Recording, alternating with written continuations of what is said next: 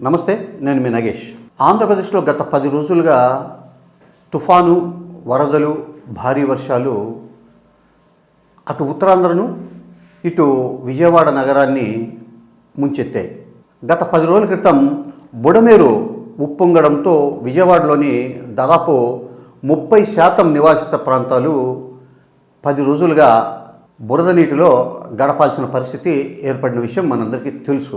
ఊహించని విధంగా వచ్చిన ఈ ఆకస్మిక వరదను ఎలా డీల్ చేయాలనే విషయంలో రాష్ట్ర ప్రభుత్వం ఒక 2-3 రోజులు తీవ్రంగా తటపటాయించింది.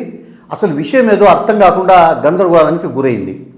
4వ రోజు నుంచి ముఖ్యమంత్రి చంద్రబాబు నాయుడు నేరుగా రంగంలోకి దిగడంతో పరిస్థితి కాస్త మెల్లమెల్లగా అదుపులోకి వచ్చి 8 రోజుల తర్వాత నిజంగా వరదల్లో చిక్కుకున్న వారికి, వరద బాధితులకు అందరికీ కూడా టాప్ ఎండ్ వరకు వరద సహాయం అందడం జరిగింది.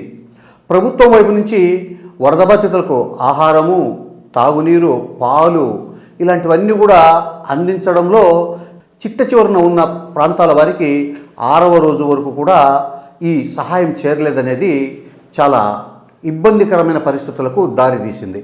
సో ఎట్టకేలకు చంద్రబాబు నాయుడు వరదల సందర్భంలో తన ఇంటిని కూడా వదిలేసి విజయవాడ కలెక్టర్ కార్యాలయంలో ప్రత్యేక బస్సులో 10 రోజులు ఉండి స్వయంగా వరదలను సమీక్షించి ఆయన వరద ప్రాంతాల్లో పడవల్లో జేసీబీల మీద పర్యటించి ఎట్టకేలకు ఈ మొత్తం ఎపిసోడ్ను అయిపోగొట్టామని చెప్పి అనిపించారు.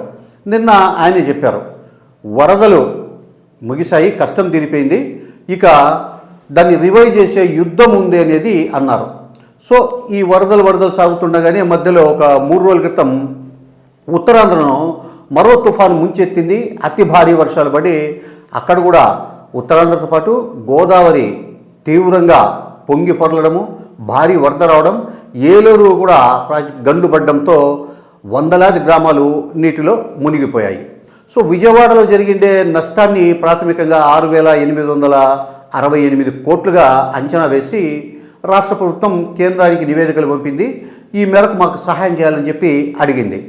అలాగే ఇప్పుడు ఉత్తరాంధ్ర, ఈస్టు, వెస్టు ఉమ్మడి గోదావరి జిల్లాల్లో జరిగిన నష్టాన్ని కూడా ఈ రోజు నుంచి అంచనా వేసేందుకు కేంద్ర బృందాలు విజయవాడకు చేరుకున్నాయి.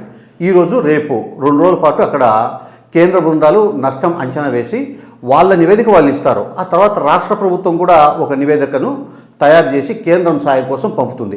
సో ఇదంతా రాష్ట్రంలో ఏ ప్రభుత్వం ఉన్నా కూడా జరిగే ఎపిసోడ్. ఇప్పుడు ముఖ్యమంత్రి చంద్రబాబు నాయుడుకు వరదలు అయితే పోయాయి, కానీ ఒక కొత్త కష్టం వచ్చి పడింది. ఆ కష్టం ఏంటంటే చంద్రబాబు నాయుడు ఎన్డీఏలోనూ కేంద్ర ప్రభుత్వంలోనూ కీలక భాగస్వామి. ప్రధానమంత్రి మోడీ చంద్రబాబు నాయుడు గారికి విపరీతమైన వాల్యూ ఇస్తున్నారు. ఆయన కేంద్రంలో ఏం చెప్తే అది జరుగుతుందనే ఒక వాతావరణం అయితే ఇప్పుడు కనిపిస్తోంది.